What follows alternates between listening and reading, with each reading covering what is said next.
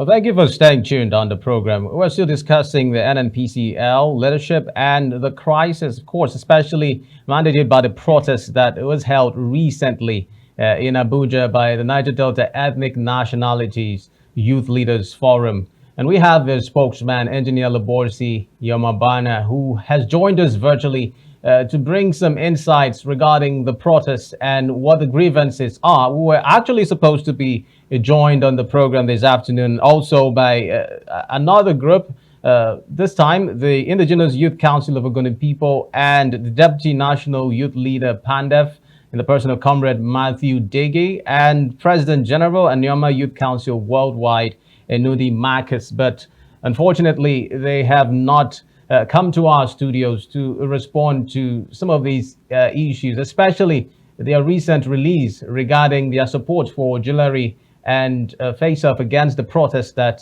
was held in Abuja. But joining us now virtually is the spokesman, Niger Delta Ethnic Nationalities Youth Leaders Forum, Engineer Legborsi Yamaabana, who has been speaking with us, but we had a little of a network holdback. You're welcome on the program, Engineer. Thank you for joining us again. Thank you. You're welcome, Engineer. Yes, please. You bring us up to speed again with some of the points you were raising earlier regarding the grievances of the Niger Delta Ethnic Nationalities Youth Leaders Forum, which led and culminated in that protest that was held in Abuja.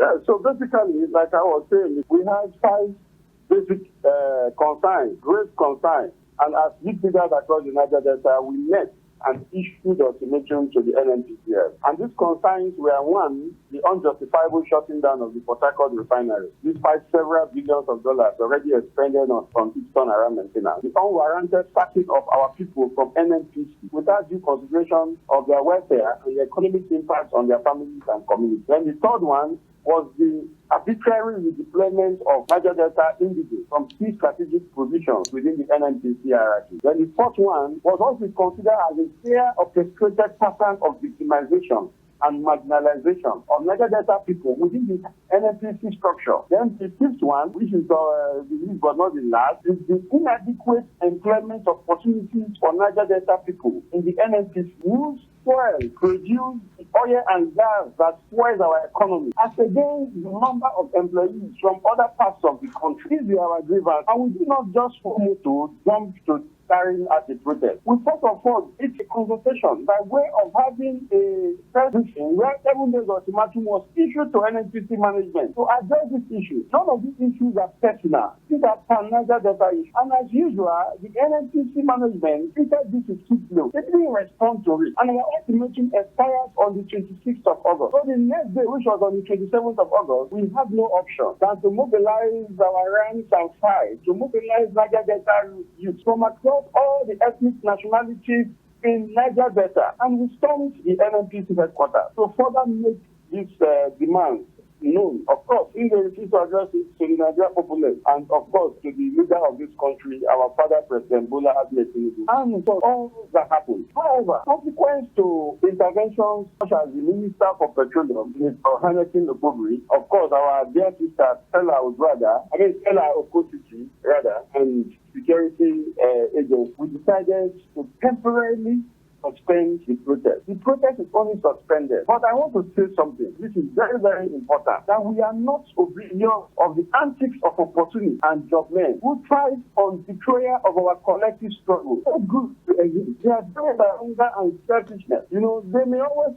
come, as it were, to discredit our genuine effort. We are not surprised, neither are we perturbed by their actions. Our focus remains resolute, which is the defense of Niger Delta interests and the pursuit of equity, justice, and development of our region. I am the President General of the Ogoni Youth Federation. I am the spokesman of this group. The President of the Joint Council, Jonathan Lekobri, is the chairman of this group. These are legitimate youth leaders.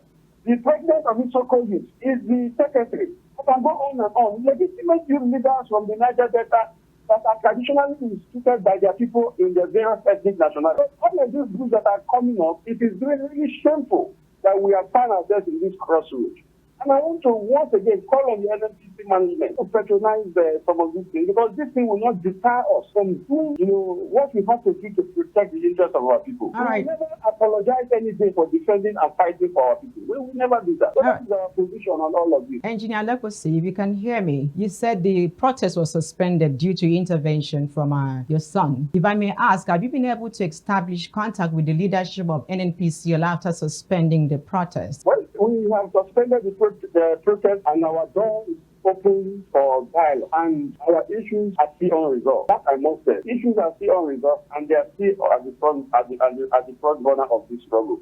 We are not relenting on our own. We will not go hand in cap to break the leadership of NNPCL to come and talk with us. We are not interested in that. The reason is because we are legitimate people.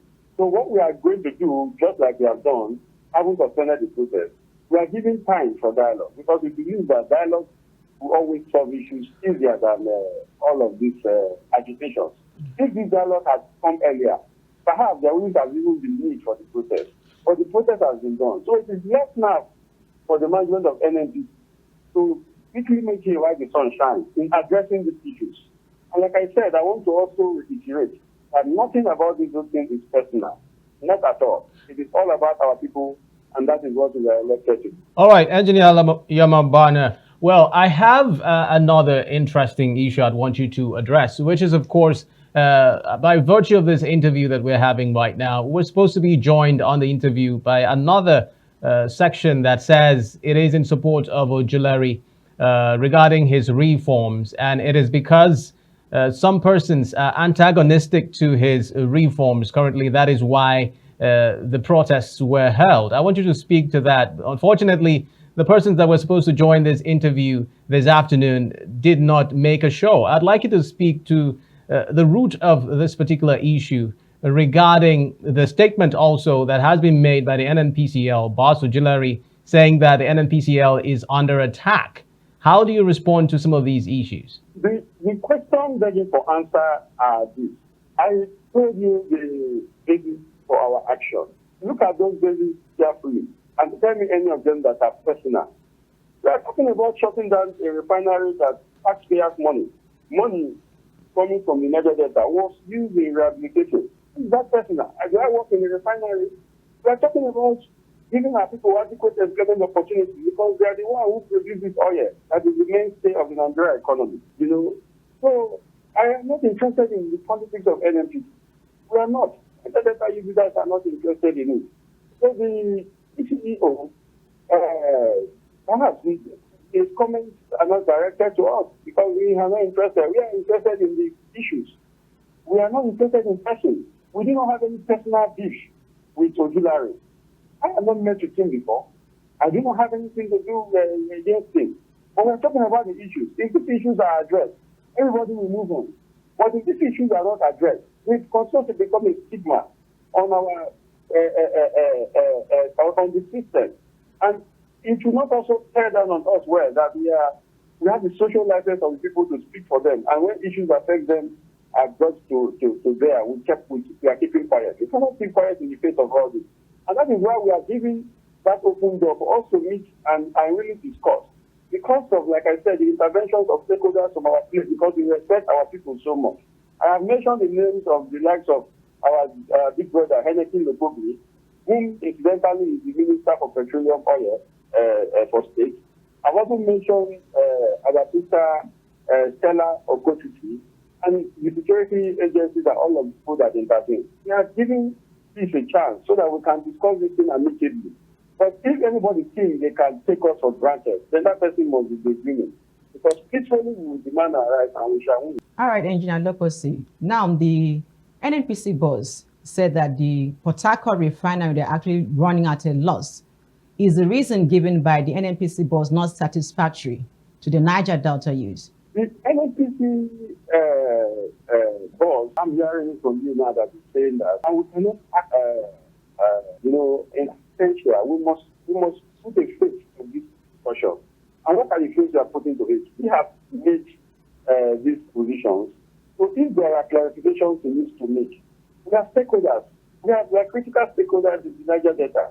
So what stops him from having those discussions and clearing this position so that everybody will know what is actually happening and what is not happening. So I don't want to respond to vague comments. Like we said, the NNPC body can use people like us against anybody. We are not interested. So if he has any explanation to make, the door is open for him to do that within this period of suspension. And we are there to listen to him. And so there's no issue about all of these things. But if anybody tries to see that they can opt into hiring job men and scavengers there and there to see how to counter our position, then they should come up with arguments. They shouldn't come up with all of these sort of things I'm hearing in the pages of the newspaper. What are their arguments? What are they bringing forward? If the refinery is working, it is one part of our challenge. It is one part of our demand. Okay, that's settled. What about the other issues? Can we now sit and see how to address them? Because it must be addressed. It must be addressed. If you go to Niger Delta communities today, you know what you are going through. I am the president of Ogoniyu. The environment in the body is bastardized, is destroyed with oil pollution. If you go to Orobo, it's the same thing. You go to, what do you call it, the entire Jola, it's the same thing. So the people that suffer these wrongs don't have the right to benefit from the aftermath of all of these losses. All right. Engineer. Engineer Yamaabana, well, I still want you to respond. You didn't still answer that question I asked you earlier satisfactorily. You know, one side alleges sabotage, the other hails reforms. Now, could you bring us up to speed with what could be the possible reason that the side that, talked about the reforms of Ojulari in positive light refused to appear on the interview that they agreed to earlier on? Who are they? I can't respond to people I don't know because the truth is that, like I have mentioned in my opening, when issues of prominence like this come to the table and the conversation around it start, there are job men and attention seekers that will jump at it and start speaking because they don't have the legitimacy to speak in the issue. I have told you that our group is the Niger Delta Ethnic Nationality Leaders Forum, and we have the authentic leadership of all the ethnic nationalities leaders in the group to speak on behalf of the Niger Delta youth. So the group, in fact, you're talking about, I don't know their identity.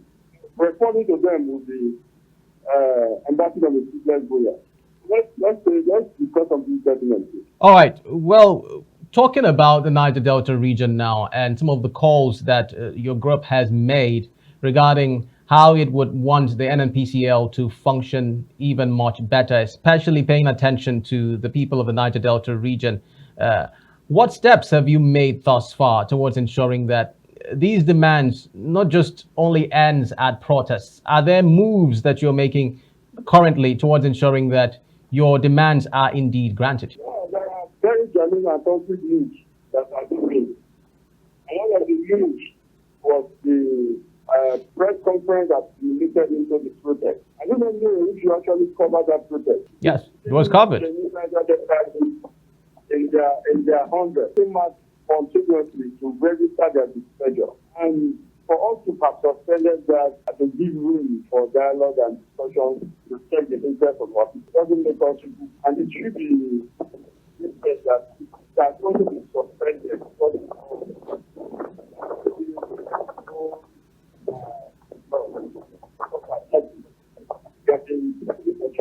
We are not doing the kind of that in the interest of our region, and the first people of Niger Delta are solidly behind us. So, what we expect now from the management of NNPCL led by our brother Hillary is to exercise good faith. And what is good faith in this instance? Good faith is to address this issue, either with us directly or, directly to the public. It's not actually how it's good with that. Well, our positions are ignored. Engineer, if your issues or your demands are granted, are you willing to pull the clause that requires a resignation by Ojulari if he, let's say, responds positively to your demands? Well, like I said, we have nothing personal against Ojulari. We have nothing personal against him. If he has given an open door policy, perhaps perhaps we couldn't have gone to the streets of Abuja. That's actually our last resort. Before we come out to protest, is the last resort. Before protest, we do consultation, we do consolidation before we go to the confrontation. Confrontation is the last thing we always do. So if he does this demand that we have put forward on behalf of the Niger Delta, then we have no reason of calling for his resignation. But if he doesn't address this issue, then it means he's not exercising good faith. And we cannot also be friends with someone that does not listen to our cry, genuine cry from the Niger Delta region. Because like I said, we are stakeholders here, and it is this land that if there is no Niger Delta, I'm sure there will not be anything like energy. So why would anybody want to ignore such demand? And I want to also commend President Bola Ahmed Tinubu. I told you I'm the president of Obodo. We met with Mr. President sometime in January. It was resumption of oil exploration in Nigeria. And so far, so good. The president has been listening to our people. The industrial environment has just been accented into law. The ruling comments. The Ogboni cleanup is going on. A lot of things. That's the president that listens. If Mr. President can be attentive to issues of the Niger Delta the way he's doing it, why would a journalist and a appointee of Mr. President want to neglect it? I'm sure Mr. Journalist will not want to neglect it or, keep it under the carpet. I'm sure he's going to address it. All right. I'm calling on him to address it. We are open to all of these discussions. It is not in the interest of this country. It is in the interest of peace. Remember, we have fought so hard for the peace, for the latent peace we now enjoy in the Niger Delta, and we do not want anything to truncate it. Whatever will truncate the peace here, we do not want it. And I want to also say something I want it to be on record. That in the midst of all of this, while we are also very angry with all of these positions, Ojubarechi, he is attention in April as the GPEO. You know that the output of oil has increased. That's 1.7 million barrels per day now, against what we had before, 1.4, 1.5. We also have some credit from us. That's why I say we are not quarreling with him, but we want to do things rightly. When we have questions seeking for answer, those questions need to be answered because we're working tirelessly for here. I also got something on the newspaper the other day at the newspaper too. Somebody drew my attention to the publication. Where somebody was saying that the protest we did, our brother, government of Polo was behind it. And it's also all of these things are very laughable. They are trivializing issues. Some Polo does not need to call us to go and do protest for him to get what he's getting in the system. Some Polo is a critical stakeholder, and he will always get anything he wants because he's working for the government. He's also hoping to boost our revenue here. And all of this shouldn't be trivialized at all. Rather, the issue is the fact. The object should be faced and dealt with fairly. Engineer, thank you very much, Engineer Legborsi Yamaabana, spokesman, Niger Delta Ethnic Nationalities Youth Leaders Forum, for coming on the program. We agree that indeed the majority of Niger Delta youths that are watching currently would agree also with your position that indeed it should be enough with the leadership tussle. And of course, the focus should be on development of the people of the Niger Delta region. Thank you very much for featuring on the program. Thank you for your time, Engineer Legborsi. All right. So that's the size of Niger Delta today. Many thanks for staying tuned. And remember to follow us on all our social media platforms, all of which you can find on our website, adbntv.com. My name is Xavier Robert, wishing you a terrific afternoon. And I am Sifon Ode. Good afternoon.